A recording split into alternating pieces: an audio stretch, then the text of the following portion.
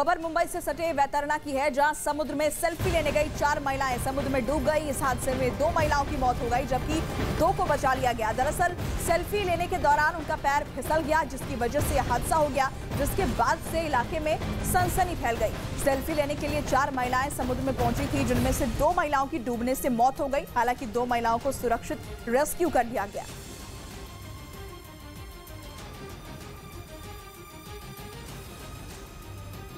उत्तर प्रदेश के अलीगढ़ में पेट्रोल से भरा एक टैंकर पलट गया, जिसके बाद वहां पेट्रोल की लूट मच गई और लोगों के हाथ जो लगा उसमें वो पेट्रोल भरकर ले जाते दिखाई दिए। सामने आए वीडियो में कई लोग खेत में बह रहे पेट्रोल को भरते नजर आए। टैंकर पलटने की जानकारी जैसे ही आसपास के लोगों को मिली, वो वहां पहुंच गए, जिसके बाद पेट्रोल को भरने की लूट मच गई। कई लोग बाल्टी और दूसरे बर्तन में तेल भरकर ले जाते दिखे। देखते ही देखते वहां ऐसी लूट मची कि सैकड़ों लोग इकट्ठा हो गए, जिसके बाद वो छोटे और बड़े बर्तनों में पेट्रोल भरकर ले जाते नजर आए। बताया गया कि पेट्रोल से भरे टैंकर को एक आदमी ड्राइवर और हेल्पर की नजर से बचाकर लेकर भाग रहा था, तभी उससे टैंकर पलट गया। वहीं जैसे ही वो पलटा, आरोपी मौके से फरार हो गया। घटना की जानकारी मिलने के बाद पुलिस ने मामला दर्ज कर लिया और आरोपी की तलाश में जुट गई। इधर उत्तर प्रदेश के मुजफ्फरनगर में दिवाली से पहले एक अवैध पटाखा फैक्ट्री में छापेमारी हुई, जहां से पुलिस ने लाखों के पटाखे बरामद कर एक व्यक्ति को गिरफ्तार किया। छापेमारी के दौरान बरामद सामान की तस्वीरें भी सामने आई, जिसमें पुलिस ट्रक से अधबने अवैध पटाखों का बोरा अपने कब्जे में लेती नजर आ रही है। दावा है कि बुढ़ाना कोतवाली पुलिस ने मुखबिर की सूचना पर कस्बे के शफीपुर पट्टी मोहल्ले में स्थित एक घर में चल रही अवैध पटाखा फैक्ट्री पर छापेमारी की थी, जहां से एक व्यक्ति की गिरफ्तारी कर पुलिस ने लाखों का सामान भी जब्त किया है। वहीं उत्तर प्रदेश के बागपत में छापेमारी का 14 क्विंटल नकली मावा बरामद किया गया। यह सप्लाई के लिए दिल्ली ले जाया जा रहा था, लेकिन इससे पहले वो वहां पहुंच पाता, छापेमारी कर उसे पकड़ लिया गया। प्रशासन की टीम दिल्ली सहारनपुर हाईवे पर चेकिंग कर रही थी, तभी नकली मावा से भरा ट्रक पकड़ा गया, जिसके बाद खुदाई करने वाली मशीन मंगवाकर मावे को जमीन में गड्ढा खोदकर उसमें डालकर नष्ट कर दिया गया। ये मावा अपने क्षेत्र से बन के दिल्ली जाता है, वहाँ मंडियों में बेचते हैं ये लोग। खुदाई करने वाली मशीन ने चंद मिनट के अंदर मावे को जमीन में डालकर उसे बर्बाद कर दिया। प्रशासन ने मावे के सैंपल को लेकर लैब में जांच के लिए भेज दिया, जिसकी रिपोर्ट आने के बाद मावा मालिकों के खिलाफ केस दर्ज कर कार्रवाई की जाएगी। उधर तुर्की के इस्तांबुल शहर में एक ऊंची इमारत में आग लग गई। आग इतनी भीषण थी कि उसकी लपटें काफी दूर से दिखाई दे रही थी, जबकि उससे उठने वाला काला धुआं चारों तरफ फैलता नजर आया। रात में लगी आग को देखकर शहर के लोग हैरान रह गए। आग को बुझाने की कोशिश की जा रही है, लेकिन आग के भीषण होने की वजह से उस पर अब तक काबू नहीं पाया जा सका है। इमारत में आग किस वजह से लगी, अभी तक इसका भी पता नहीं चल पाया है। तुर्की के इस्तांबुल से ये तस्वीरें आपको दिखा रहे हैं, जहां आग से हड़कंप मच गया। रात में ये आग लगी है, जिस पर अभी तक काबू नहीं पाया जा सका है।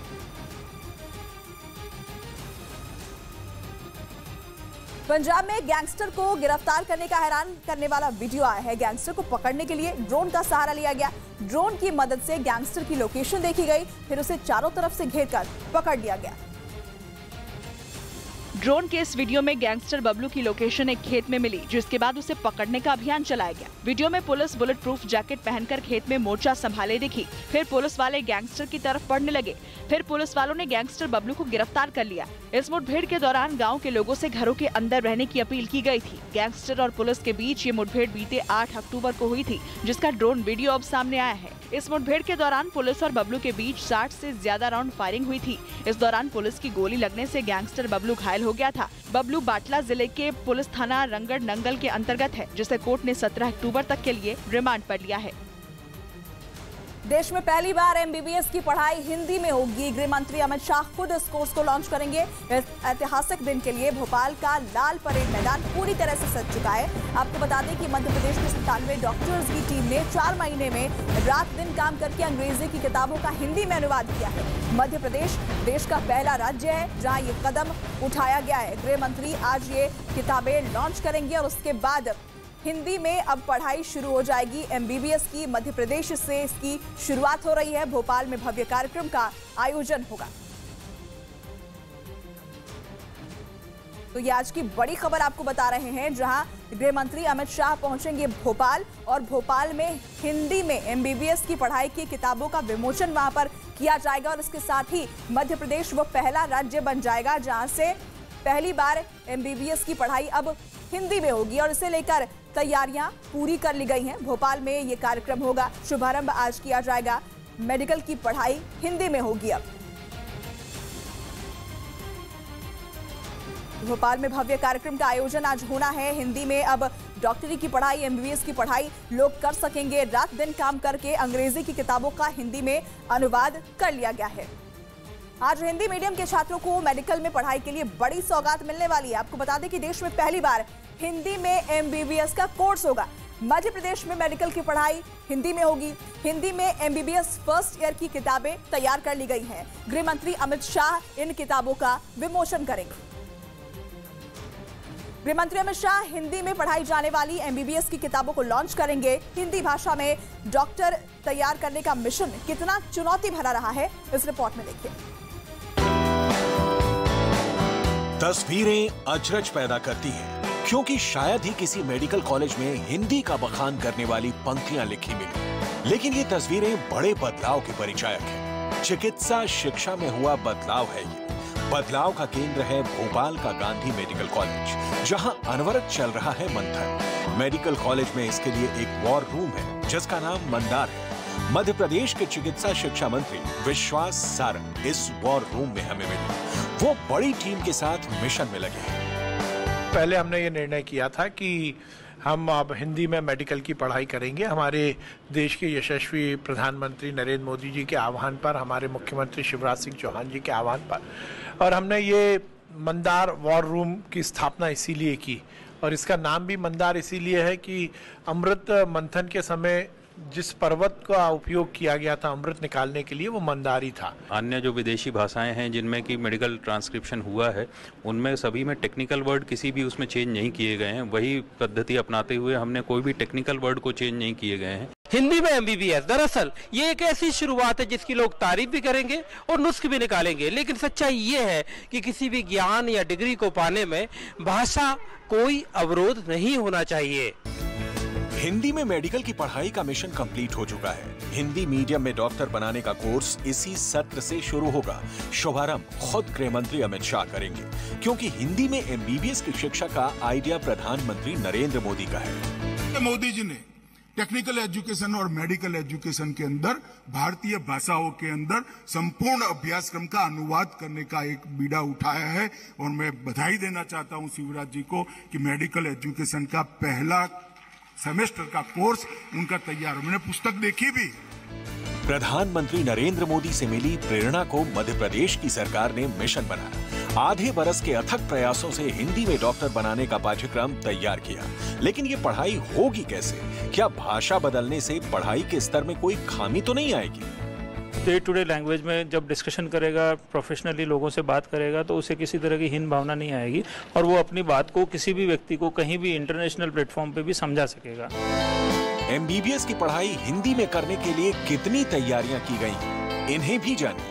MBBS का पाठ्यक्रम हिंदी में तैयार करने के लिए उच्च स्तरीय समिति का गठन किया गया। सिलेबस बनाने में मेडिकल छात्रों और अनुभवी डॉक्टरों के सुझाव लिए गए। MBBS के विषयों के ऑथर और पब्लिशर को शॉर्टलिस्ट किया गया। किताबों का हिंदी ट्रांसलेशन महाविद्यालय के प्राध्यापक और सह प्राध्यापकों ने किया। हिंदी में चिकित्सा शिक्षा की मॉनिटरिंग की संस्थान स्तर पर समिति बनी। नए सत्र के लिए बायोकेमिस्ट्री, एनाटॉमी और फिजियोलॉजी की किताबों का ट्रांसलेशन किया गया, जिससे अब क्लिष्ट अंग्रेजी की मोटी किताबों से छात्रों को निजात मिलेगी। बहुत सारे लोग नीट में हिंदी में देके फिर यहाँ जस्ट इंग्लिश में जंप करते, तो उनके लिए मुश्किल हो जाता है करना। तो आई थिंक एक ब्रिजिंग अच्छा है। हिंदी मीडियम में मेडिकल कोर्स को देर आए दुरुस्त आए जैसा ही मानिए, क्योंकि इसकी सख्त जरूरत थी। मध्य प्रदेश में ज्यादातर छात्र 12वीं तक हिंदी माध्यम में पढ़ाई करने वाले होते हैं। मेडिकल के फर्स्ट ईयर में इनका सामना ऐसी अंग्रेजी से होता है जो आसानी से समझ तक नहीं आती, क्योंकि अधिकतर स्टूडेंट हिंदी मीडियम से पढ़ाई करके आते और जब वो फर्स्ट ईयर में आते हैं तो उनको काफ़ी सारी प्रॉब्लम आती है हिंदी मीडियम, इंग्लिश मीडियम से हिंदी मीडियम में होने में। प्रयास, परिश्रम और प्रयोग के योग से बड़े परिवर्तन आते हैं। हिंदी में चिकित्सा की शिक्षा इसकी मिसाल है। हिंदी की निश्चित धारा में निश्चित संस्कारों के साथ चिकित्सा शिक्षा मिले, इससे बेहतर भला और क्या हो सकता है। मध्य प्रदेश नई चिकित्सा क्रांति लाने के लिए पूरी तरह तैयार है। एमबीबीएस के हिंदी कोर्स लॉन्च होने से पहले प्रदेश के सीएम शिवराज सिंह चौहान ने न्यूज 18 से खास बातचीत की और डॉक्टरों से मरीजों की पर्ची में दवाइयों का नाम हिंदी में लिखने की अपील की। साथ ही पर्ची पर RX की जगह श्रीहरि लिखने को भी उन्होंने कहा। हमारे साथ हैं मध्य प्रदेश के मुख्यमंत्री शिवराज सिंह चौहान। सर, एकदम ये बात आपके दिमाग में कैसे आई कि हिंदी में एमबीबीएस? लोग तो पहले सुन के चौंके और 10 तरह के उसमें नुस्खे भी निकाले। हमारे देश के प्रधानमंत्री नरेंद्र मोदी जी अद्भुत हैं। उन्होंने देश का मानस बदलने का काम किया। उनने भी ये संकल्प लिया कि मेडिकल की और इंजीनियरिंग की पढ़ाई भी मातृभाषा में होनी चाहिए। नई शिक्षा नीति में भी ये कहा। प्रधानमंत्री जी के संकल्प को हमने सिद्धि में बदलने का प्रण किया। ये क्या है सर, ये श्रीहरि RX मतलब? नहीं, मैं तो ये बता रहा था कि आज भी अगर किसी डॉक्टर के पास आप जाओ तो मध्य प्रदेश जैसे राज्य में तो आज भी 95% लोग हिंदी ही समझते, अंग्रेजी जानते नहीं। अब वो क्या लिख रहा है ये पता ही नहीं था, RX और तो ये हिंदी में लिखा जा सकता है। इसलिए मैंने कहा कि स्वाभाविक रूप से श्रीहरि लिखिए और नीचे देवनागरी में आप दवाई का नाम लिख दीजिए। आप क्रोसिन लिख दो, आप काम्बिफ्लेम लिख दो, हिंदी में लिखा जा सकता है देवनागरी में। और ये आसानी से जिसके लिए लिख रहा है वो भी समझेगा कि कौन सी दवाई लिखी। मध्य प्रदेश के मेडिकल कॉलेजों के प्रोफेसर और हिंदी के जानकारों ने एमबीबीएस फर्स्ट ईयर की किताबों का अनुवाद किया है। इस पूरे प्रोजेक्ट को मंदार नाम दिया गया है। आपको बता दें कि एमबीबीएस फर्स्ट ईयर की किताबों का अनुवाद कर लिया गया है। बायोकेमिस्ट्री, फिजियोलॉजी और एनाटॉमी की किताबें तैयार की गई हैं। देवनागरी लिपि में किताबों का अनुवाद किया गया है, जिनके शब्द देवनागरी में ही लिखे गए हैं। मध्य प्रदेश के बाद अब यूपी में भी मेडिकल और इंजीनियरिंग की पढ़ाई हिंदी में करवाने की तैयारी की जा रही है। इस बात की जानकारी खुद सीएम योगी ने ट्वीट करके दी है। सीएम योगी ने कहा कि यूपी में मेडिकल और इंजीनियरिंग की कुछ किताबों का हिंदी में अनुवाद कर दिया गया है और अगले साल से यूनिवर्सिटीज में इन विषयों के पाठ्यक्रम हिंदी में पढ़ाए जाएंगे। इसी के साथ एमपी के बाद यूपी दूसरा राज्य होगा जहां मेडिकल की पढ़ाई हिंदी में होगी। तो पहले शुरुआत मध्य प्रदेश से हो रही है, लेकिन आगे उत्तर प्रदेश में भी इसकी तैयारी कर ली गई है।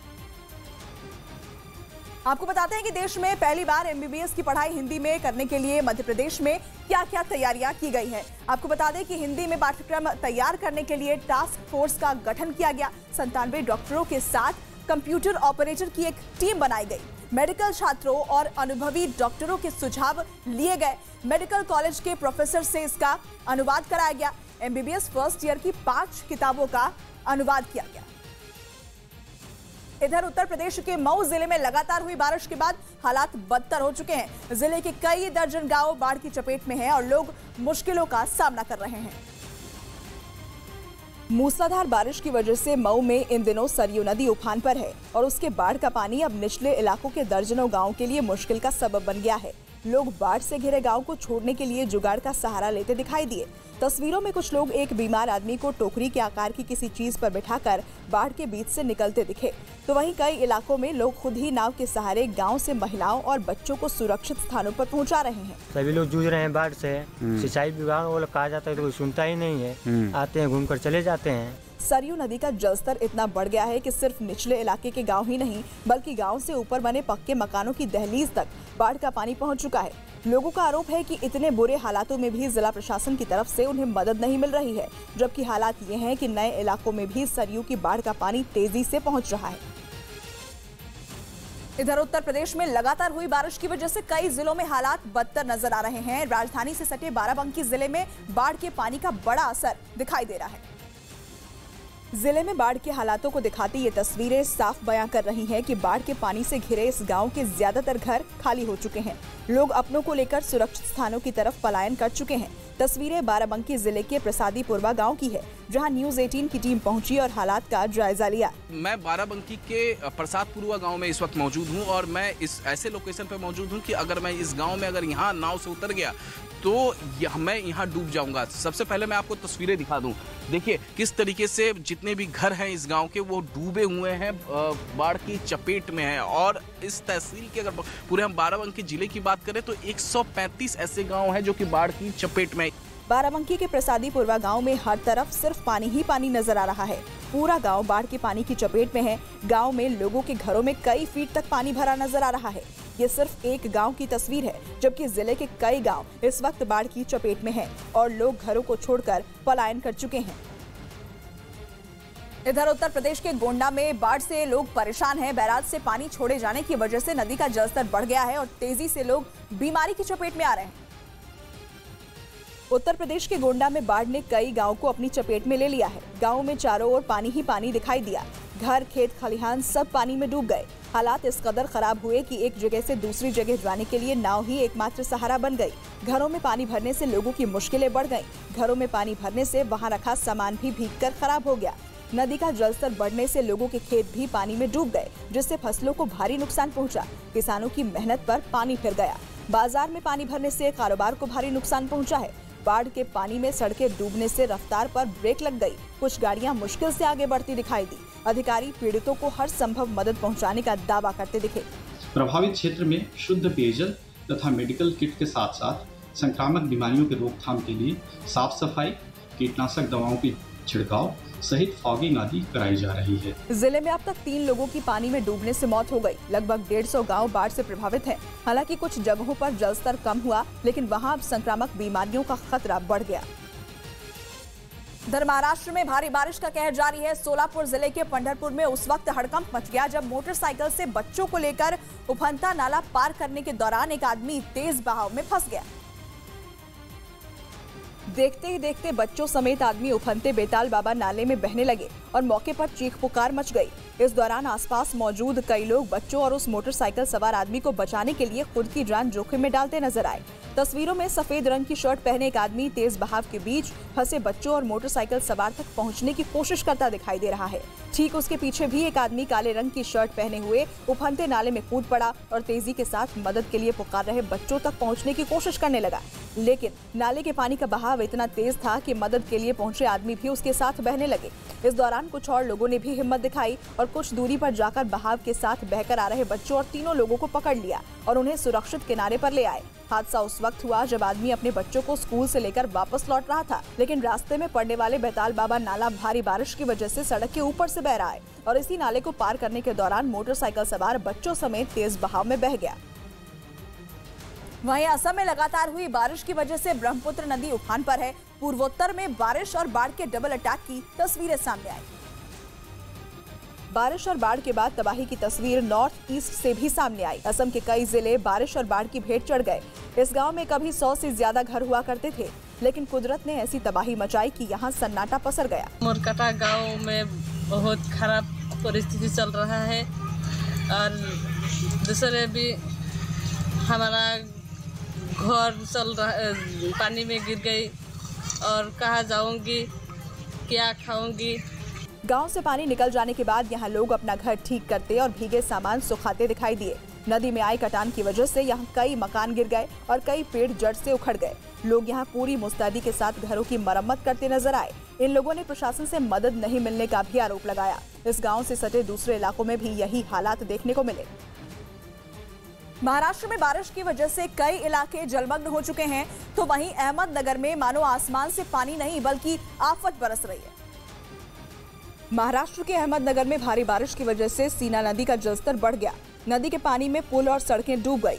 नगर कल्याण हाईवे पर बना पुल पानी में डूबने से दोनों ओर भीड़ लग गई। लोग अपनी मंजिल पर पहुंचने की कोशिश करते दिखाई दिए। हालांकि पुल पर पानी आने की वजह से कुछ लोग हिम्मत नहीं कर पाए। हालांकि कुछ लोग जोखिम उठाते हुए पानी में डूबे हुए पुल को पार कर गए। इसके बाद कुछ मोटरसाइकिल सवार लोगों ने भी खतरा उठाया और उफनती नदी पर बने पुल को पार कर गए, लेकिन कुछ लोगों को इस कोशिश में भारी परेशानी का सामना करना पड़ा। बीच रास्ते में गाड़ी बंद होने से उन्हें भारी दिक्कत हुई। बारिश की वजह से अहमदनगर में उफनाई सीना नदी ने लोगों की परेशानी बढ़ा दी। रास्ता बंद होने के कारण लोगों का अपनी मंजिल पर पहुंचना बेहद मुश्किल हो गया। लोग दूसरे रास्तों से अपनी मंजिल की ओर पहुंचने की कोशिश करते दिखे।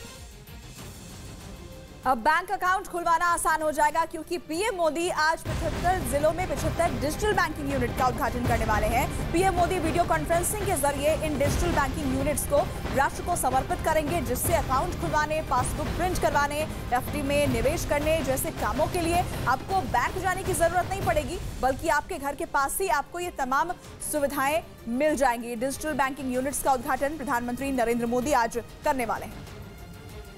महाराष्ट्र के सतारा से रोंगटे खड़े कर देने वाला एक वीडियो सामने आया। वहां एक तेज रफ्तार मोटरसाइकिल सवार एक युवक को टक्कर मारता दिखा, जिसका वीडियो वहां लगे सीसीटीवी कैमरे में रिकॉर्ड हो गया, जिसमें वो मोटरसाइकिल से जोरदार टक्कर मारता नजर आया। सामने आए वीडियो में सड़क पर 2 लोग पैदल गुजरते दिखाई दिए, लेकिन तभी पीछे से आई तेज रफ्तार मोटरसाइकिल ने एक युवक को टक्कर मार दी। ये टक्कर इतनी भीषण थी कि वो दूर जा गिरा। हालांकि तभी मोटरसाइकिल पर पीछे बैठे आदमी ने उतरकर उसकी मदद की, लेकिन उसे इतनी ज्यादा चोट लगी थी कि वो वहीं बेदम पड़ा रहा, जिसके बाद आसपास इकट्ठा हुए लोगों ने उसे वहां से उठाकर अस्पताल पहुंचाया। बताया गया कि इस हादसे में युवक को काफी चोट आई। उधर उत्तर प्रदेश के अमरोहा में ओवैसी की पार्टी के पदाधिकारियों के बीच ताबड़तोड़ गोलियां चली, जिसका वीडियो सोशल मीडिया पर तेजी से वायरल हो रहा है। दावा है कि एआईएमआईएम के कार्यकर्ता और पदाधिकारियों की बैठक में किसी बात को लेकर 2 पक्ष आपस में भिड़ गए। इस दौरान दोनों के बीच ताबड़तोड़ गोलियां चली। वीडियो में सफेद शर्ट पहने एक आदमी हाथ में पिस्तौल लिए नजर आ रहा है, जिसके पीछे कई लोग दिख रहे हैं। इस दौरान एक युवक उसे रोकता भी दिखा। भगदड़ के बीच से फायरिंग की भी आवाज सुनाई दी। बताया जा रहा है कि पार्टी के गाजियाबाद महानगर अध्यक्ष मनमोहन झा साथियों के साथ डिडौली कोतवाली क्षेत्र के गांव हटव्वा में पार्टी के प्रदेश महासचिव शमीम तुर्क के घर पहुंचे थे।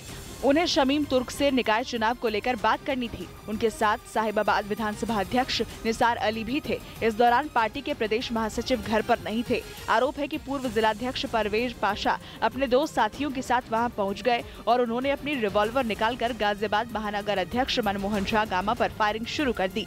हालांकि मामले का संज्ञान लेकर पुलिस कार्रवाई कर रही है। अमेरिकी राष्ट्रपति जो बाइडेन ने पाकिस्तान को दुनिया के सबसे खतरनाक देशों में से एक बताया है। इस बात पर पाकिस्तान तिलमिला गया है और उसने अमेरिकी राजदूत को तलब किया है और बाइडेन के बयान पर स्पष्टीकरण मांगा है। वहीं अमेरिका के बयान के बाद इमरान खान और मरियम नवाज के बीच जुबानी जंग छिड़ गई है। जहां इमरान खान ने बाइडेन के बयान को पाकिस्तान की विदेश नीति की विफलता बताया है, तो वहीं मरियम नवाज ने कहा कि इमरान खान को अपने ही देश की बुराई करने पर शर्म आनी चाहिए। अंतर्राष्ट्रीय मंच पर पाकिस्तान एक बार फिर से बेनकाब हुआ है। अमेरिकी राष्ट्रपति जो बाइडेन ने पाकिस्तान पर बड़ा बयान दिया है। बाइडेन ने पाकिस्तान को दुनिया के लिए बड़ा खतरा बताया और पाकिस्तान को दुनिया के सबसे खतरनाक देशों में से एक बताया।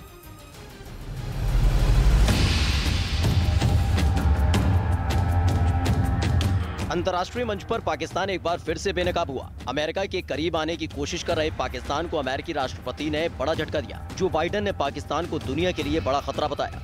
उन्होंने कहा, पाकिस्तान शायद दुनिया के सबसे खतरनाक देशों में से एक है। पाकिस्तान के पास परमाणु हथियार तो हैं, लेकिन बिखराव है। पाकिस्तान की सेना और सरकार में तालमेल नहीं है। अमेरिकी राष्ट्रपति का ये बयान भारत की तरफ से पाकिस्तान को लेकर लगातार उठाए गए कड़े रुख के बाद आया। इससे पहले विदेश मंत्री एस जयशंकर ने पाकिस्तान को अमेरिका की तरफ से दिए जाने वाले F-16 लड़ाकू विमानों को लेकर भी सवाल उठाए थे और इसे ही पाकिस्तान के प्रति अमेरिकी रुख में बदलाव की वजह माना जा रहा है। और अब जिस तरह से अमेरिकी राष्ट्रपति ने पाकिस्तान को दुनिया के लिए खतरा बताया, वो पाकिस्तान के लिए किसी बड़े झटके से कम नहीं है।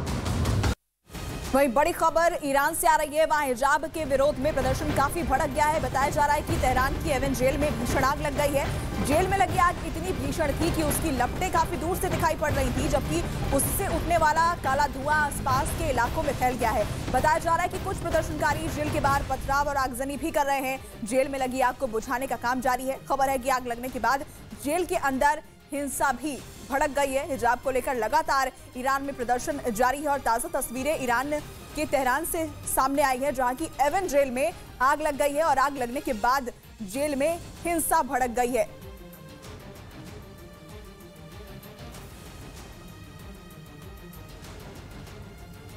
वहीं ईरान में हिजाब के विरोध को लेकर प्रदर्शन तेज हो गया है। हालात गृह युद्ध जैसे दिखने लगे हैं। वहां की सरकार और वहां की पुलिस के विरोध में लोग आंदोलन कर रहे हैं। आंदोलनों को दबाने के लिए ईरान जितनी ताकत का इस्तेमाल कर रहा है, ये आग उतनी ही ज्यादा भड़क रही है। मतलब ये कि आंदोलनों को कुचलने की हर कोशिश नाकाम हो रही है। ईरान के शहरों से अब विरोध की हैरान करने वाली तस्वीरें सामने आ रही हैं। वीडियो में हिजाब का विरोध कर रही एक महिला के साथ वहां के अधिकारियों ने हाथापाई की, उसे जबरन कार में बिठाते दिखे।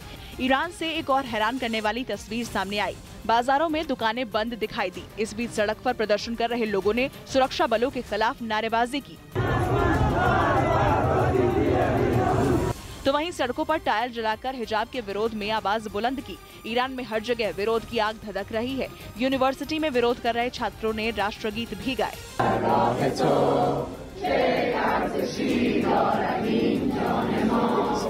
हालात ऐसे बन गए हैं कि पुलिस और प्रदर्शनकारियों के बीच जंग सी चलती दिख रही है और 233 लोगों की मौत भी हो चुकी है, तो हजारों लोगों को वहां की पुलिस ने डिटेंशन सेंटर्स में बंद किया हुआ है। और अब इस वक्त की बड़ी खबर आपको दे दें, जम्मू कश्मीर में आतंकियों ने एक बार फिर टारगेट किलिंग की वारदात को अंजाम दिया है। इस बार उन्होंने बाहरी मजदूर की जगह कश्मीरी पंडित को निशाना बनाया है। आतंकियों ने कश्मीर जोन के शोपियां जिले में एक कश्मीरी पंडित को गोली मारकर जख्मी कर दिया। इलाज के दौरान पूरन भट्ट की मौत हो गई है। कश्मीरी पंडित की गोली मारकर हत्या कर दी गई। शोपियां में आतंकियों ने इस वारदात को अंजाम दिया। टारगेट किलिंग का एक और मामला सामने आया है जम्मू कश्मीर से। जानकारी के मुताबिक शोपिया के चौधरी गुंड इलाके में आतंकियों ने कश्मीरी पंडित पूरन कृष्ण भट्ट को उस समय गोली मारकर लहूलुहान कर दिया जब वो अपने बाग की ओर जा रहे थे। हमले को अंजाम देकर आतंकी फरार हो गए। वहीं घायल पूरन भट्ट को तुरंत पास के अस्पताल ले जाया गया, लेकिन उन्होंने दम तोड़ दिया। इस घटना की जिम्मेदारी कश्मीर फ्रीडम फाइटर्स ने ली है। TFF ने इसको क्लेम किया है। KFF ने इस पे कश्मीर फ्रीडम फाइटर करके उनका एक प्रॉक्सी नेम उसने क्लेम किया है। वहीं जम्मू कश्मीर के उपराज्यपाल मनोज सिन्हा ने कश्मीरी पंडित की हत्या की निंदा की है। ट्वीट करके सजा दिलाने की बात कही है। पूरन भट्ट की हत्या के बाद उनके परिवार वालों का रो रो कर बुरा हाल है।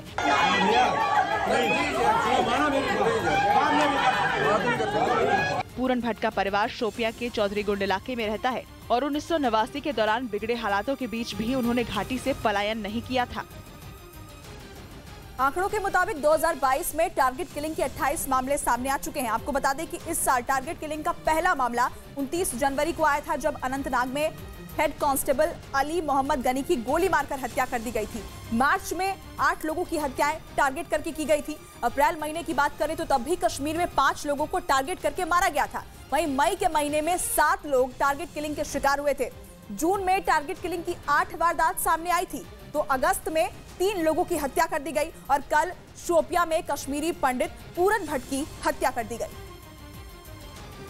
जम्मू कश्मीर में सेना ने एक बार फिर बड़ी आतंकी साजिश का पता लगाया है। आतंकियों ने सोपोर के बांदीपोरा इलाके में एक बड़े ब्लास्ट की प्लानिंग की थी, जिसे सेना ने नाकाम कर दिया।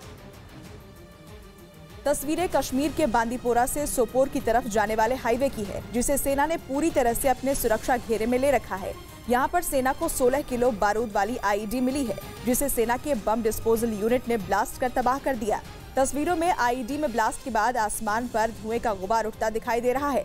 सेना अभी भी बांदीपोरा के उस इलाके में सर्च ऑपरेशन चला रही है, जहां आतंकियों ने भारी बारूद वाली आईईडी प्लांट की थी। जिस जगह पर सेना को आतंकी साजिश का पता लगा, उस रूट का सेना बहुत ज्यादा इस्तेमाल करती है, जिससे माना जा रहा है कि इस तरह की साजिश से आतंकियों का पुलवामा जैसी एक बड़े ब्लास्ट की प्लानिंग थी। लेकिन समय रहते सेना की इस कार्रवाई से एक बड़ी आतंकी साजिश नाकाम हुई है।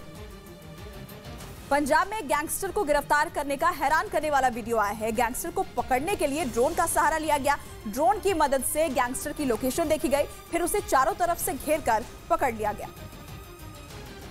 ड्रोन के इस वीडियो में गैंगस्टर बबलू की लोकेशन एक खेत में मिली, जिसके बाद उसे पकड़ने का अभियान चलाया गया। वीडियो में पुलिस बुलेट प्रूफ जैकेट पहनकर खेत में मोर्चा संभाले दिखी। फिर पुलिस वाले गैंगस्टर की तरफ बढ़ने लगे। फिर पुलिस वालों ने गैंगस्टर बबलू को गिरफ्तार कर लिया। इस मुठभेड़ के दौरान गांव के लोगों से घरों के अंदर रहने की अपील की गई थी। गैंगस्टर और पुलिस के बीच ये मुठभेड़ बीते 8 अक्टूबर को हुई थी, जिसका ड्रोन वीडियो अब सामने आया है। इस मुठभेड़ के दौरान पुलिस और बबलू के बीच 60 से ज्यादा राउंड फायरिंग हुई थी। इस दौरान पुलिस की गोली लगने से गैंगस्टर बबलू घायल हो गया था। बबलू बाटला जिले के पुलिस थाना रंगड़ नंगल के अंतर्गत है, जिसे कोर्ट ने 17 अक्टूबर तक के लिए रिमांड पर लिया है। इधर तुर्की में कोयला खदान में धमाका हो गया। जिस वक्त यह हादसा हुआ, उस दौरान खदान में कई मजदूर मौजूद थे। तुर्की में कोयला खदान में हुए धमाके के बाद अफरा तफरी की ये तस्वीरें सामने आई। धमाके के बाद खदान में फंसे लोगों को रेस्क्यू करने का काम पूरी रात जारी रहा। हादसे के बाद मौके पर मेडिकल टीम पहुंची और घायलों को इलाज मुहैया कराया गया। उत्तरी तुर्की के कोयला खदान में शुक्रवार की शाम करीब 6:45 बजे धमाका हुआ। उसके बाद मौके पर अफरा तफरी मच गई। बताया गया कि हादसे के वक्त इस कोयला खदान में करीब 110 लोग काम कर रहे थे। धमाके के तुरंत बाद रेस्क्यू ऑपरेशन शुरू किया गया। लोगों को बचाने का काम पूरी रात जारी रहा। जानकारी के मुताबिक 50 वर्कर 100 मीटर नीचे फंसे हुए थे, तो 5 लोगों को 350 मीटर की गहराई से रेस्क्यू किया गया। इस हादसे में मरने वालों की संख्या और बढ़ने की आशंका बनी हुई है, क्योंकि जिन लोगों का इलाज चल रहा है उनमें से कई की हालत गंभीर बनी हुई है। वहीं ये हादसा कैसे हुआ, इसकी जानकारी नहीं मिल पाई, लेकिन खदान के अंदर मीथेन गैस की वजह से हादसे की आशंका जताई गई। विवादित बयान देने के बाद यूपी एआईएमआईएम के प्रदेश अध्यक्ष शौकत अली की मुश्किलें बढ़ गई हैं, क्योंकि संभल में उनके खिलाफ सांप्रदायिक सौहार्द बिगाड़ने के आरोप में मुकदमा दर्ज करवाया गया है। दरअसल शौकत अली ने एक निजी कार्यक्रम में विवादित बयान दिया था, जिसके बाद हिंदू संगठन से जुड़े नेता ने उनके खिलाफ मुकदमा दर्ज करवाया। उनके अलावा कार्यक्रम के 2 आयोजकों के खिलाफ भी एफआईआर दर्ज की गई है। वहीं इस मामले पर संभल के एसपी का कहना है कि सांप्रदायिक माहौल बिगाड़ने वालों के खिलाफ सख्त कार्रवाई की जाएगी। एक खड़ा होकर के साधु कह रहा है कि इनको काट काट के फेंक देंगे। अच्छा, हम गाजर हैं, हम मूली हैं, हम प्याज हैं। साधु साहब अकेले में अगर शक्ल आप देख लेंगे गुस्से वाली मुसलमानों की ना,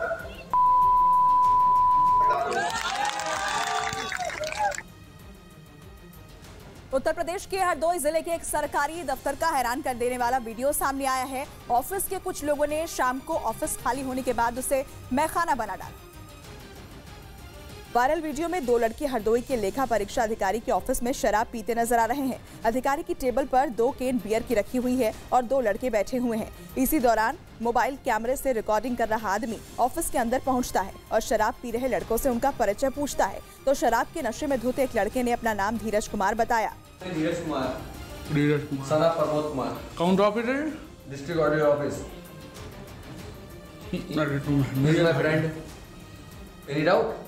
बियर पी रही हैं, टाइम देख के बात करो। वीडियो में सरकारी कार्यालय में शराब पीता दिख रहा धीरज नाम का ये लड़का इसी लेखा परीक्षा अधिकारी ऑफिस में चतुर्थ श्रेणी कर्मचारी है, जो शाम को ऑफिस टाइम खत्म होने के बाद अपने एक साथी के साथ लेखा परीक्षा अधिकारी के कार्यालय में बैठकर शराब पीने लगा। वीडियो सामने आने के बाद अधिकारी हरकत में आए हैं और आरोपी कर्मचारी के खिलाफ कार्रवाई की बात कह रहे हैं। उत्तर प्रदेश के फतेहपुर में एक तेज रफ्तार कंटेनर का स्टीयरिंग फेल हो जाने से वो पलट गया, जिसके बाद उसमें आग लग गई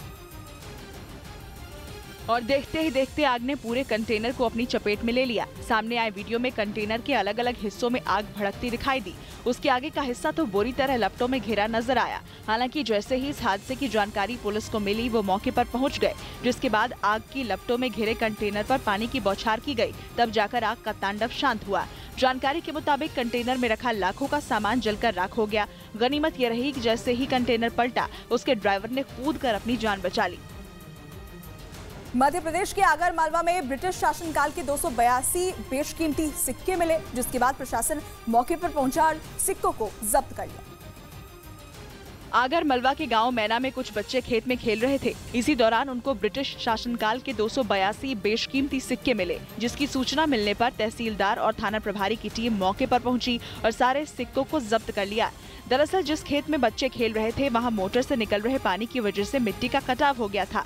ऐसे में खेलते खेलते बच्चों को जमीन में गड़ा एक मटका दिखाई पड़ा।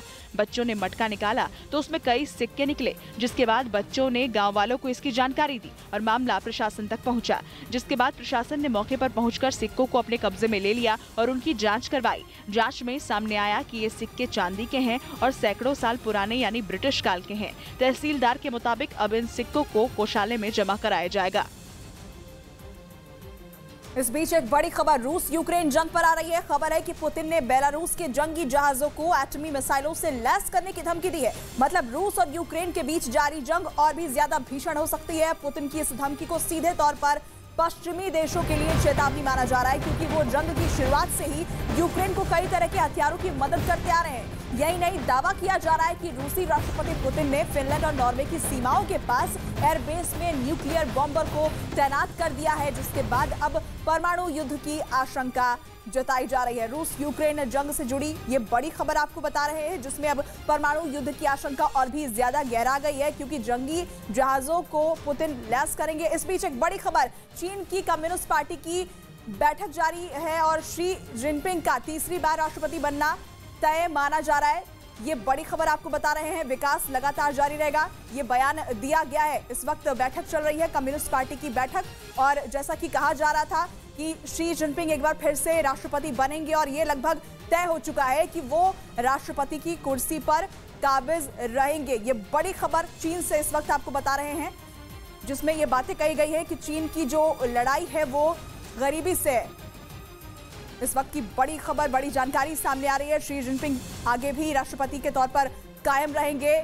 कम्युनिस्ट पार्टी की इस वक्त वहां पर बैठक चल रही है, विकास लगातार आगे जारी रहेगा। पार्टी की बैठक में ये तमाम बातें कही गई हैं, ये चर्चा की जा रही है। चीन की कम्युनिस्ट पार्टी की बैठक में अब ये तय हो गया है कि शी जिनपिंग तीसरी बार राष्ट्रपति बनेंगे। चीन से जुड़ी ये बड़ी खबर आपको दे रहे हैं। तो बीजिंग में चीनी कम्युनिस्ट पार्टी की बैठक चल रही है, शुरू हो चुकी है, और इस बैठक में राष्ट्रपति शी जिनपिंग को तीसरी बार कार्यकाल सौंपने पर मुहर लग सकती है। लगभग ये तय हो चुका है, ये तय है कि शी जिनपिंग को तीसरा कार्यकाल मिल जाएगा। बैठक में शी ने कहा कि चीन की लड़ाई गरीबी से है, चीन के विकास के लिए वो लगातार काम करते रहेंगे। चीन ने आधुनिकता को अपनाया है। बीजिंग में ये बैठक 22 अक्टूबर तक चलेगी। इस वक्त ये बैठक जारी है और बैठक में शी जिनपिंग ने तमाम मुद्दों पर अपनी बात रखी है, जिसमें उन्होंने ये कहा कि चीन की जो लड़ाई है वो गरीबी से है और वो लगातार विकास के लिए, चीन के विकास के लिए काम करते रहेंगे। और इस बैठक में अब ये भी तय हो जाएगा कि तीसरी बार शी जिनपिंग राष्ट्रपति की कुर्सी पर काबिज होंगे। तो इस वक्त की बड़ी खबर आपको बता रहे हैं, चीन से ये बड़ी जानकारी सामने आ रही है। इस बैठक में जो कम्युनिस्ट पार्टी की बैठक जारी है, वहां पर यह तय हो जाएगा कि राष्ट्रपति शी जिनपिंग को तीसरी बार कार्यकाल सौंपा जाए, उस पर मुहर लग सकती है इस बैठक के अंदर। हालांकि आपको ये भी बता दें कि इस दौरान बैठक में शी जिनपिंग ने क्या कुछ कहा है। उन्होंने ये कहा कि चीन की लड़ाई जो है वो गरीबी से है और चीन के विकास के लिए वो लगातार काम आगे करते रहेंगे। आपको बता दें कि ये जो अधिवेशन है 20वां अधिवेशन है और अभी जो ये बैठक चल रही है ये 22 अक्टूबर तक चलेगी। चीन की कम्युनिस्ट पार्टी की ये बैठक है, जिसमें तीसरी बार राष्ट्रपति की कुर्सी पर शी जिनपिंग को बिठाने पर मुहर लग सकती है। वो एक बार फिर से सत्ता में काबिज होंगे।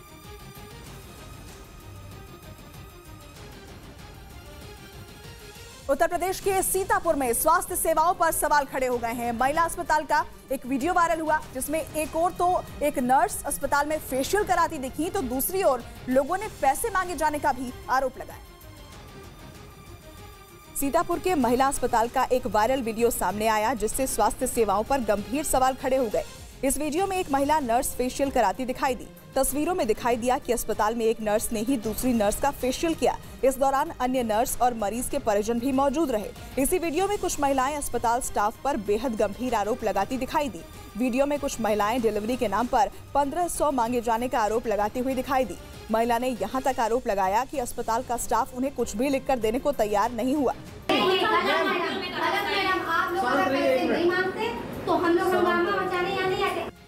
महिलाओं ने फेशियल करा रही नर्स पर ही पैसे मांगने का आरोप लगाया। हालांकि महिलाओं के आरोप के बाद फेशियल करा रही नर्स उठकर जाती हुई दिखाई दी। इस वीडियो में एक अन्य नर्स वीडियो बनाने का विरोध करती हुई भी दिखाई दी। सोशल मीडिया पर वायरल हो रहा वीडियो अस्पताल की व्यवस्थाओं पर सवाल उठाता दिखा। इधर मध्य प्रदेश के इंदौर से टोल प्लाजा पर हुई मारपीट का वीडियो सामने आया, जिसमें कुछ अज्ञात लोग टोल कर्मचारियों को पीटते दिखाई दिए।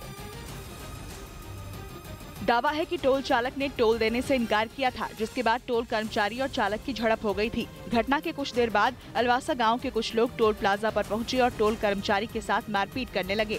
टोल प्लाजा पर लगे सीसीटीवी में मारपीट की सारी घटना रिकॉर्ड हो गई, जिसमें एक साथ कई आदमी सामने से आते दिखे, जिन्होंने आकर मारपीट की। जिसके बाद टोल कर्मचारी की शिकायत पर अज्ञात आरोपियों के खिलाफ पुलिस ने मामला दर्ज कर कार्रवाई शुरू कर दी। सीएम योगी आदित्यनाथ 2 दिन के अलीगढ़ दौरे पर हैं। इस दौरान उन्होंने अलीगढ़ हैबिटेट सेंटर का उद्घाटन कर बड़ा ऐलान किया कि अब से अलीगढ़ हैबिटेट सेंटर बाबू कल्याण सिंह के नाम से जाना जाएगा। सीएम योगी आदित्यनाथ ने अलीगढ़ को 466 करोड़ की विकास परियोजनाओं की सौगात दी, जिसका शिलान्यास और लोकार्पण किया गया, जिसके बाद उन्होंने जनप्रतिनिधियों और कार्यकर्ताओं के साथ मीटिंग की। इसके बाद विकास कार्यों और कानून व्यवस्था की समीक्षा बैठक भी की। दिल्ली के नजदीक गाजियाबाद से एक हैरान करने वाला वीडियो सामने आया। वहां एक सोसाइटी में जबरदस्ती घुसने के लिए एक आदमी ने गार्ड की पिटाई कर दी, जिसका वीडियो सोशल मीडिया पर वायरल हो गया। सामने आए वीडियो में वो आदमी गार्ड को पीछे धकेलकर उसे थप्पड़ मारता नजर आया, लेकिन जब गार्ड ने मारपीट का विरोध किया तो उसने अपना आपा ही खो दिया और ताबड़तोड़ थप्पड़ों की बारिश कर दी। हालांकि तभी वहां एक महिला आ गई जिसने झगड़े को शांत करवाया। ये मामला गाजियाबाद के राजनगर एक्सटेंशन इलाके की विंडसर पैराडाइज हाउसिंग सोसाइटी का बताया गया। मारपीट का वीडियो सामने आने और गार्ड की शिकायत पर पुलिस मामले की जांच में जुट गई। गार्ड की तहरीर के आधार पर थाना नंदग्राम पर मुकदमा पंजीकृत कर दिया गया है तथा आवश्यक वैधानिक कार्यवाही की जा रही है। बताया गया कि आरोपी को गार्ड ने सोसाइटी के अंदर घुसने पर उससे उसका नाम और पता पूछा था, लेकिन इस बात से नाराज हुए आरोपी ने उसकी पिटाई कर दी। ये घटना बीते 10 अक्टूबर की बताई गई। उधर मध्य प्रदेश के नर्मदापुरम में सांप का एक अनोखा वीडियो सामने आया, जिसमें एक कोबरा का इलाज होता दिखा। असल में मध्य प्रदेश के नर्मदापुरम में एक कोबरा जख्मी हालत में रेस्क्यू किया गया, जिसके बाद कोबरा को इटारसी पशु चिकित्सालय पहुंचाया गया, जहां डॉक्टरों ने कोबरा का इलाज किया। कोबरा के इलाज के दौरान हुई रिकॉर्डिंग भी सामने आई, जिसमें जख्मी कोबरा नजर आ रहा है। इस दौरान एक आदमी कोबरा का मुंह पकड़कर खड़ा दिखाई दिया, तो वहीं डॉक्टर जख्म को साफ कर उस पर दवा लगाते नजर आए। इलाज के दौरान कई लोग दिखे जो अपनी अपनी जिम्मेदारी से अपना काम कर रहे थे। दावा है कि कोबरा का इलाज कर उसे सुरक्षित जंगल में छोड़ दिया गया। उधर तुर्की के इस्तांबुल शहर में एक ऊंची इमारत में आग लग गई। आग इतनी भीषण थी कि उसकी लपटें काफी दूर से दिखाई दे रही थी, जबकि उससे उठने वाला काला धुआं चारों तरफ फैलता नजर आया। रात में लगी आग को देखकर शहर के लोग हैरान रह गए। आग को बुझाने की कोशिश की जा रही है, लेकिन आग के भीषण होने की वजह से उस पर अब तक काबू नहीं पाया जा सका है, और इमारत में आग किस वजह से लगी अभी तक इसका भी पता नहीं चल सका है। तुर्की के इस्तांबुल से ये तस्वीर आपको दिखा रहे हैं, जहां एक इमारत में भीषण आग लग गई। रात के वक्त आग लगने से इलाके में सनसनी फैल गई। इधर बिहार के समस्तीपुर में टूटी सड़क को बनवाने के लिए कुछ लोगों ने प्रदर्शन किया। जिस जगह सड़क पर पानी भरा हुआ था, लोग वहीं बैठ गए और सड़क बनवाने की मांग को लेकर जमकर हंगामा किया। टूटी सड़क से परेशान लोगों का गुस्सा 7वें आसमान पर रहा और वो बीच सड़क पर बैठकर सरकार के खिलाफ नारेबाजी करते रहे। नहीं चलेगी, नहीं चलेगी, नहीं चलेगी। इस दौरान वहां सड़क से गुजरने वाले लोगों ने भी उनका साथ दिया। आरोप है कि खराब सड़क को बनवाने का केवल भरोसा दिलाया जाता है, लेकिन कई साल से सड़क को नहीं बनाया गया, जिससे आए दिन हादसे हो रहे हैं। अरे साहब, हम क्रेडिट ले रहे हैं तो आप काम करा दीजिए ना, हम स्वतः हट जाएंगे। प्रदर्शन कर रहे लोगों ने काफी देर तक अपना विरोध जताया और जल्द सड़क को बनवाने की मांग की। इधर उत्तर प्रदेश के आगरा से लोगों की प्रदर्शन करती तस्वीरें सामने आई, जहां सड़क हादसे में हुई महिला की मौत से नाराज लोगों ने सड़क जाम किया। असल में परिजनों का आरोप है कि महिला की मौत सड़क हादसे में नहीं हुई, बल्कि उसकी हत्या की गई है, जिससे नाराज परिजनों ने शव को सड़क पर रखकर घंटों रास्ता रोका और कार्रवाई की मांग करते दिखे। शव के पास बैठी महिला जोर जोर से रोती दिखी, तो वहीं आसपास मौजूद कई लोगों ने मिलकर आने जाने वालों के लिए रास्ता बंद कर दिया, जिसके बाद देखते ही देखते रास्ता बंद होने से भारी भीड़ इकट्ठा हो गई। हालांकि घटना की जानकारी मिलने पर पहुंचे पुलिस अधिकारियों ने जैम लगा रहे लोगों को उचित कार्रवाई का आश्वासन देकर मामला शांत कराया और शव को कब्जे में लेकर पोस्टमार्टम के लिए भेज दिया। इस बीच कुशीनगर पहुंचे गोरखपुर के सांसद रवि किशन ने विधायक और सांसद को ललकार दिया। मौका था दंगल में पहलवानों का हाथ मिलाने का। रवि किशन अखाड़े में थे, तभी उन्होंने कुशीनगर के सांसद विजय दुबे और खड्डा विधायक विवेकानंद पांडे को कुश्ती लड़ने के लिए ललकार दिया, लेकिन सांसद और विधायक अखाड़े में नहीं आए। इधर राजस्थान के जयपुर से एक हैरान कर देने वाला वीडियो सामने आया। जगतपुरा इलाके में एक पैंथर सड़क पर चहलकदमी करता नजर आया। तस्वीरों में रात के सन्नाटे के बीच एक पैंथर सड़क पर टहलता नजर आ रहा है। तस्वीरें जयपुर के जगतपुरा इलाके की बताई जा रही हैं।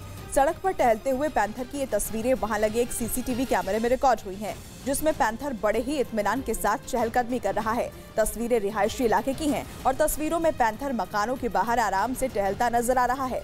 रिहायशी इलाके में घूमते हुए पैंथर का एक और वीडियो भी है, जिसमें वो रिहायशी इलाके से निकलकर चौक तक पहुंच गया और मेन रोड की तरफ जाते वक्त अचानक किसी आहट के बाद वो भागता नजर आया।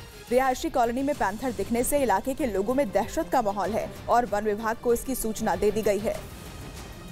मध्य प्रदेश के मुरैना में एक टैक्सी ड्राइवर को पुलिस वालों ने अपहरणकर्ताओं के चंगुल से आजाद करा दिया। चंबल का रहने वाला यह टैक्सी ड्राइवर 8 घंटे अपहरण करने वालों की गिरफ्त में रहा था।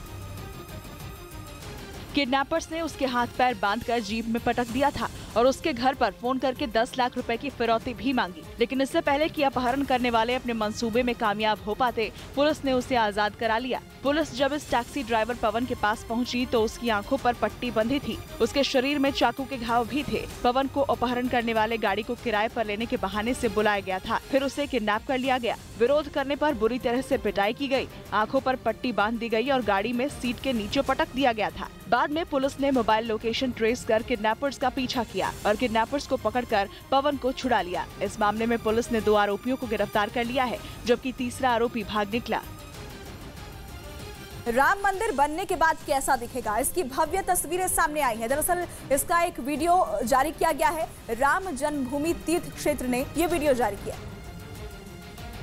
एक एक करके कई तस्वीरें जारी की गई, जिनमें राम मंदिर की भव्यता दिखी। बनने के बाद राम मंदिर ठीक ऐसे दिखेगा। अयोध्या में राम जन्मभूमि मंदिर का निर्माण कार्य युद्ध स्तर पर चल रहा है। श्री राम जन्मभूमि तीर्थ क्षेत्र ट्रस्ट को भरोसा है कि मंदिर दिसंबर 2023 के पहले ही बनकर तैयार हो जाएगा। ट्रस्ट की तरफ से बताया गया कि मंदिर का प्लिंथ 5 लेयर में 15 फीट ऊंची बनकर तैयार हो गई है। इसके ऊपर मुख्य मंदिर के पत्थरों की लेयर करीब 15 फीट ऊंची खड़ी हो गई है। भव्य राम मंदिर में कुल 12 दरवाजे होंगे। जनवरी 2024 से भक्तों को भव्य गर्भगृह में रामलला का दर्शन मिलने लगेगा।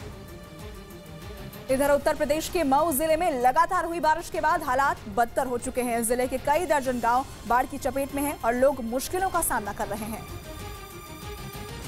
मूसलाधार बारिश की वजह से मऊ में इन दिनों सरयू नदी उफान पर है और उसके बाढ़ का पानी अब निचले इलाकों के दर्जनों गांवों के लिए मुश्किल का सबब बन गया है। लोग बाढ़ से घिरे गांव को छोड़ने के लिए जुगाड़ का सहारा लेते दिखाई दिए। तस्वीरों में कुछ लोग एक बीमार आदमी को टोकरी के आकार की किसी चीज पर बिठाकर बाढ़ के बीच से निकलते दिखे, तो वहीं कई इलाकों में लोग खुद ही नाव के सहारे गांव से महिलाओं और बच्चों को सुरक्षित स्थानों पर पहुंचा रहे हैं। सभी लोग जूझ रहे हैं बाढ़ से। सिंचाई विभाग वो लोग कहा जाता है तो कोई सुनता ही नहीं है। आते हैं, घूमकर चले जाते हैं। सरयू नदी का जलस्तर इतना बढ़ गया है कि सिर्फ निचले इलाके के गांव ही नहीं, बल्कि गांव से ऊपर बने पक्के मकानों की दहलीज तक बाढ़ का पानी पहुंच चुका है। लोगों का आरोप है कि इतने बुरे हालातों में भी जिला प्रशासन की तरफ से उन्हें मदद नहीं मिल रही है, जबकि हालात ये हैं कि नए इलाकों में भी सरयू की बाढ़ का पानी तेजी से पहुंच रहा है। इधर उत्तर प्रदेश में लगातार हुई बारिश की वजह से कई जिलों में हालात बदतर नजर आ रहे हैं। राजधानी से सटे बाराबंकी जिले में बाढ़ के पानी का बड़ा असर दिखाई दे रहा है। जिले में बाढ़ के हालातों को दिखाती ये तस्वीरें साफ बयां कर रही हैं कि बाढ़ के पानी से घिरे इस गांव के ज्यादातर घर खाली हो चुके हैं। लोग अपनों को लेकर सुरक्षित स्थानों की तरफ पलायन कर चुके हैं। तस्वीरें बाराबंकी जिले के प्रसादीपुरवा गांव की है, जहां न्यूज 18 की टीम पहुंची और हालात का जायजा लिया। मैं बाराबंकी के प्रसादपुरवा गांव में इस वक्त मौजूद हूं और मैं इस ऐसे लोकेशन पे मौजूद हूं कि अगर मैं इस गांव में अगर यहाँ नाव से उतर गया तो मैं यहाँ डूब जाऊंगा। सबसे पहले मैं आपको तस्वीरें दिखा दूं। देखिए किस तरीके से जितने भी घर हैं इस गांव के वो डूबे हुए हैं, बाढ़ की चपेट में हैं। और इस तहसील के अगर पूरे हम बाराबंकी जिले की बात करें तो 135 ऐसे गांव हैं जो कि बाढ़ की चपेट में। बाराबंकी के प्रसादीपुरवा गांव में हर तरफ सिर्फ पानी ही पानी नजर आ रहा है। पूरा गांव बाढ़ के पानी की चपेट में है। गांव में लोगों के घरों में कई फीट तक पानी भरा नजर आ रहा है। ये सिर्फ एक गांव की तस्वीर है, जबकि जिले के कई गांव इस वक्त बाढ़ की चपेट में हैं और लोग घरों को छोड़कर पलायन कर चुके हैं। इधर उत्तर प्रदेश के गोंडा में बाढ़ से लोग परेशान हैं। बैराज से पानी छोड़े जाने की वजह से नदी का जलस्तर बढ़ गया है और तेजी से लोग बीमारी की चपेट में आ रहे हैं। उत्तर प्रदेश के गोंडा में बाढ़ ने कई गांवों को अपनी चपेट में ले लिया है। गांव में चारों ओर पानी ही पानी दिखाई दिया। घर, खेत, खलिहान सब पानी में डूब गए। हालात इस कदर खराब हुए कि एक जगह से दूसरी जगह जाने के लिए नाव ही एकमात्र सहारा बन गई। घरों में पानी भरने से लोगों की मुश्किलें बढ़ गईं। घरों में पानी भरने से वहां रखा सामान भी भीगकर खराब हो गया। नदी का जलस्तर बढ़ने से लोगों के खेत भी पानी में डूब गए, जिससे फसलों को भारी नुकसान पहुंचा। किसानों की मेहनत पर पानी फिर गया। बाजार में पानी भरने से कारोबार को भारी नुकसान पहुंचा है। बाढ़ के पानी में सड़कें डूबने से रफ्तार पर ब्रेक लग गई। कुछ गाड़ियां मुश्किल से आगे बढ़ती दिखाई दी। अधिकारी पीड़ितों को हर संभव मदद पहुंचाने का दावा करते दिखे। प्रभावित क्षेत्र में शुद्ध पेयजल तथा मेडिकल किट के साथ साथ संक्रामक बीमारियों के रोकथाम के लिए साफ सफाई, कीटनाशक दवाओं की छिड़काव सहित फॉगिंग आदि कराई जा रही है। जिले में अब तक 3 लोगों की पानी में डूबने से मौत हो गई। लगभग 150 गांव बाढ़ से प्रभावित हैं। हालांकि कुछ जगहों पर जलस्तर कम हुआ, लेकिन वहां अब संक्रामक बीमारियों का खतरा बढ़ गया। महाराष्ट्र में भारी बारिश का कहर जारी है। सोलापुर जिले के पंढरपुर में उस वक्त हड़कंप मच गया जब मोटरसाइकिल से बच्चों को लेकर उफनता नाला पार करने के दौरान एक आदमी तेज बहाव में फंस गया। देखते ही देखते बच्चों समेत आदमी उफनते बेताल बाबा नाले में बहने लगे और मौके पर चीख पुकार मच गई। इस दौरान आसपास मौजूद कई लोग बच्चों और उस मोटरसाइकिल सवार आदमी को बचाने के लिए खुद की जान जोखिम में डालते नजर आए।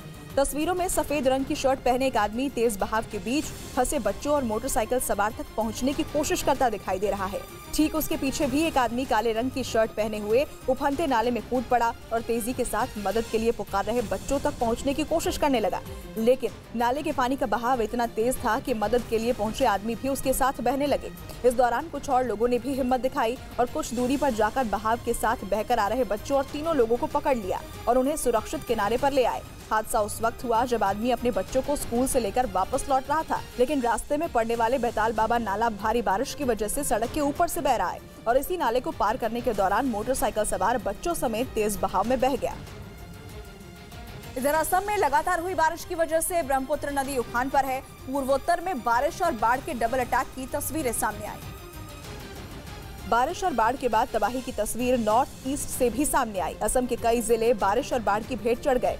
इस गांव में कभी 100 से ज्यादा घर हुआ करते थे, लेकिन कुदरत ने ऐसी तबाही मचाई कि यहां सन्नाटा पसर गया। मोरकटा गांव में बहुत खराब परिस्थिति चल रहा है और दूसरे भी हमारा घर चल रहा पानी में गिर गई और कहाँ जाऊंगी, क्या खाऊंगी। गांव से पानी निकल जाने के बाद यहां लोग अपना घर ठीक करते और भीगे सामान सुखाते दिखाई दिए। नदी में आई कटान की वजह से यहां कई मकान गिर गए और कई पेड़ जड़ से उखड़ गए। लोग यहां पूरी मुस्तैदी के साथ घरों की मरम्मत करते नजर आए। इन लोगों ने प्रशासन से मदद नहीं मिलने का भी आरोप लगाया। इस गाँव से सटे दूसरे इलाकों में भी यही हालात देखने को मिले। महाराष्ट्र में बारिश की वजह से कई इलाके जलमग्न हो चुके हैं, तो वहीं अहमदनगर में मानो आसमान से पानी नहीं बल्कि आफत बरस रही है। महाराष्ट्र के अहमदनगर में भारी बारिश की वजह से सीना नदी का जलस्तर बढ़ गया।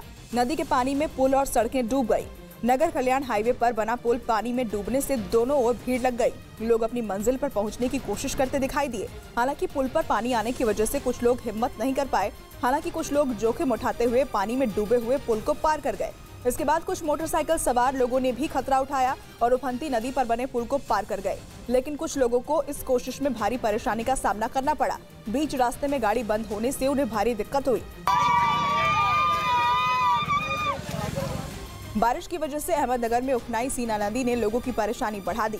रास्ता बंद होने के कारण लोगों का अपनी मंजिल पर पहुंचना बेहद मुश्किल हो गया। लोग दूसरे रास्तों से अपनी मंजिल की ओर पहुंचने की कोशिश करते दिखे।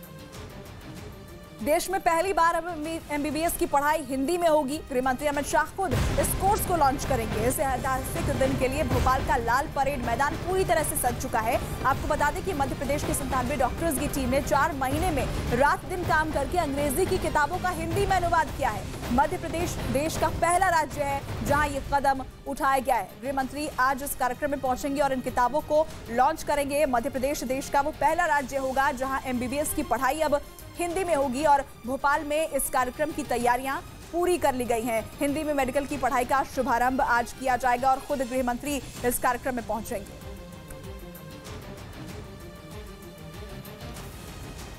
तो आज हिंदी मीडियम के छात्रों को मेडिकल में पढ़ाई के लिए बड़ी सौगात मिलने वाली है। आपको बता दें कि देश में पहली बार हिंदी में MBBS का कोर्स होगा।